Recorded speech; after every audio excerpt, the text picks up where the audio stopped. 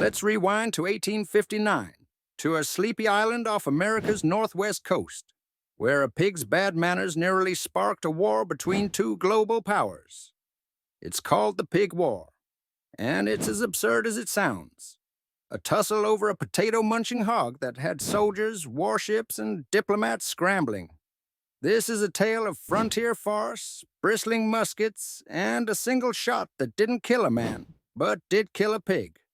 Buckle up for a historical romp that's equal parts silly and serious.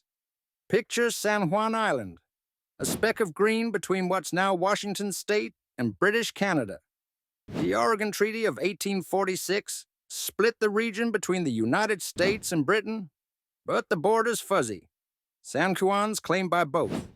American settlers farm one end, British Hudson's Bay Company runs sheep on the other. They're neighbors, sort of, glaring over sheep pens and potato patches. Tensions simmer, but it's quiet, until June 15th, 1859, when a pig lights the fuse. Lyman Cutlar's an American settler tending his garden. He's proud of his potatoes, hard-won in rocky soil. That morning, he spots a black boar rooting through his crop, chomping spuds like it's a buffet. This isn't the first time. The pig belongs to Charles Griffin, a British company man, but Cutlar's at it. He grabs his rifle, fires one shot, and down goes the hog. Problem solved, right? Nope.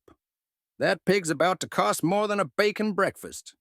Griffin storms over, furious. "That's my pig," he yells. Cutlar offers $10, decent cash then, but Griffin demands 100, claiming it's a prize breeder. Words fly, tempers flare, and soon the British settlers are muttering about Yankee arrogance. They petition Vancouver Island's governor, James Douglas, a stern Scot who doesn't mess around. Douglas threatens to arrest Cutlar, maybe seize the island. The Americans, outnumbered 20-1, panic and wire for help. Enter Captain George Pickett. Yes, the Pickett of Civil War fame, leading 66 U.S. soldiers from Fort Bellingham. They land on July 27th, pitch camp, and dare the British to try something. The humor kicks in fast. Pickett's crew is tiny, but he's brash, strutting like he's got an army. The British respond with warships, 5 of them bristling with 90 cannons and over 2,000 men. Rear Admiral Robert Baines commands this floating fortress, anchored off San Juan's shore. The Americans wave muskets, the British Polish cannonballs.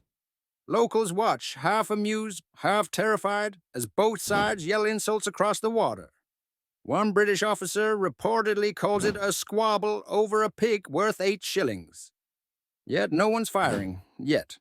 The serious edge cuts deeper. This isn't just about pork. It's a powder keg of pride and power. The United States and Britain have scrapped over borders before. Another war's not unthinkable. San Juan's a chess piece in a bigger game. Control the Pacific Northwest. Secure trade routes. President James Buchanan gets wind of it and groans. He sends General Winfield Scott, 69 years old, a Mexican-American war hero, to cool things down. Scott sails from New York, arrives October 20th, and finds a standoff so tense it's comical. Scott meets Baines, and the absurdity peaks. Baines admits he's not keen to start a war over a pig. Scott agrees. Why die for a Spud thief? They talk down their hotheads. Pickett's itching to fight. Douglas wants arrests. But reason wins. They strike a deal. 100 U.S. troops stay on one end, a British warship camps on the other. No shots, no blood. Just a 12-year staring contest. The pig's the only casualty, long since buried or eaten, depending who's telling it. The aftermath's a slow burn. Both sides claim victory, sort of. Diplomats bicker until 1872, when Kaiser Wilhelm I of Germany arbitrates. Yes, a German emperor settles it, and awards San Juan to the U.S. The British pack up, the Americans cheer, and the island's a footnote in maps. Today it's a national park, with a plaque about the pig that almost started a war. The humor's rich. A hog sparking an international incident.